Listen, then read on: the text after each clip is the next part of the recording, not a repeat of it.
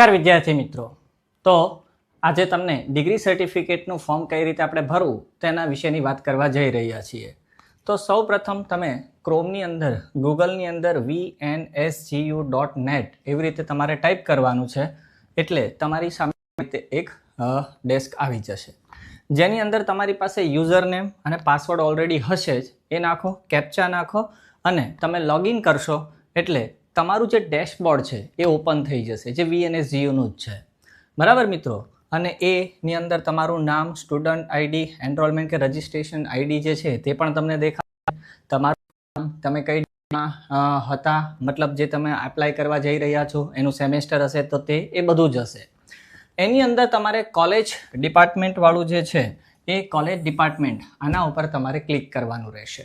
એના ઉપર ક્લિક કરશો એટલે આ રીતે તમારું એક ડેસ્ક દેખાશે। મિત્રો, યુનિવર્સિટીએ બહુ સારી વ્યવસ્થા કરી છે, તમારે કોઈ જ જાતની ફોર્મ ફિલિંગ કરવાની નથી, મોસ્ટ ઓફ બધી જ ડેટા તમને દેખાશે, જેમ કે તમારું નામ, student ID, enrolment, registration ID, તમારી ડિગ્રી છે, કયું યર છે, કયું સેમિસ્ટર છે। ત્યાર પછી તમારા એક્સ્ટ્રીમલી જે લેફ્ટ હેન્ડ સાઈડ છે એના ઉપર અહીંયા તમને ડિગ્રી એપ્લિકેશન કરીને એક આપેલું હશે, એના પર ક્લિક કરશો એટલે અહીંયા ઉપર પહેલું જ છે અપ્લાય ફોર ડિગ્રી, એના ઉપર તમારે ક્લિક કરવાનું છે। એ ક્લિક કરવાની સાથે જ મિત્રો તમારું ડેસ્ક આ રીતે ખુલી જશે, જેની અંદર તમારું એકેડેમિક યર દેખાશે, તમારું નામ અહીંયા હશે, બરાબર। એ પછી આ બધી જ વસ્તુ તમને દેખાશે, કોઈ વસ્તુ ફિલ કરવાની નથી। હા, તમારે ચેક કરવાની, કન્વોકેશન નેમ આપી દીધું છે 59th, બરાબર, કન્વોકેશન 2026, એટલે તમે ચેક કરી શકો, તમારું સેમેસ્ટર આપેલું હશે। હવે તમારે અહીંયા click to fill degree form એના ઉપર ક્લિક કરવાનું રહેશે। એ ક્લિક કરશો એટલે મિત્રો આ રીતે તમારું આખું, હા, આ નોંધ છે એ એક વખત વાંચી લેજો।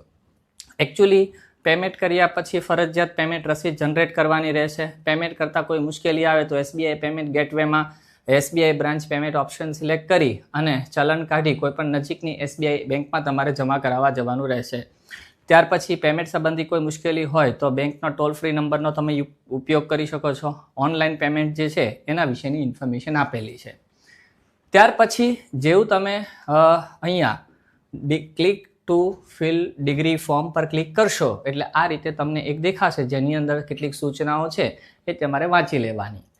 આઈ અગ્રી પર તમે ક્લિક કરશો એટલે તમારું ડેસ્ક આ રીતે ખુલશે, જેની અંદર કન્વોકેશન આપી દીધું છે 59th, સરનેમ, નેમ।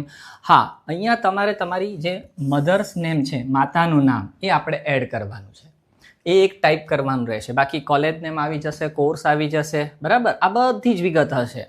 હવે નેશનાલિટી એટલે કે જનરલી ક્યાંથી છો એ પ્રમાણે તમારે પેમેન્ટ કરવાનું છે।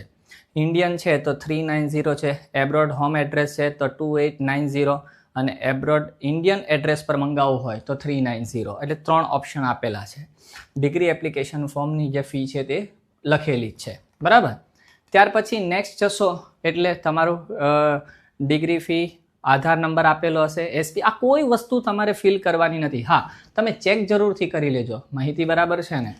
ત્યાર પછી એક્ઝામિનેશન, ફોર એક્ઝામ્પલ આ માસ્ટર ઓફ સાયન્સ માટેનું મેં લીધું છે, પછી એક્ઝામિનેશનની ટાઈપ કઈ છે, પાસિંગ મંથ એન્ડ યર, આ બધી જ વિગત આપેલી હશે મિત્રો। એક તમારે આ યસ નો પર ક્લિક કરવાનું છે, અપ્લાઇડ ફોર રીએસેસમેન્ટ, રીચેકિંગ કરેલું છે તમે તો એના માટે બતાવવાનું છે યસ નો, જો તમે ન આપ્યું હોય તો નો કરીને તમારે આગળ વધી જવાનું।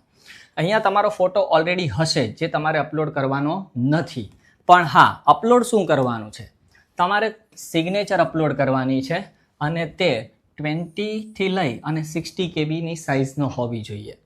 એક તમારે ડોક્યુમેન્ટ્સના તરીકે તમે તમારી જે માર્કશીટ છે, બરાબર છે, આધાર કાર્ડ, ઇન્ટર્નશીપ સર્ટિફિકેટ ફાઇલ, એ છે માર્કશીટ તમારી અપલોડ કરવાની છે, જે 200 KB થી લઈ 300 KBની હોવી જોઈએ।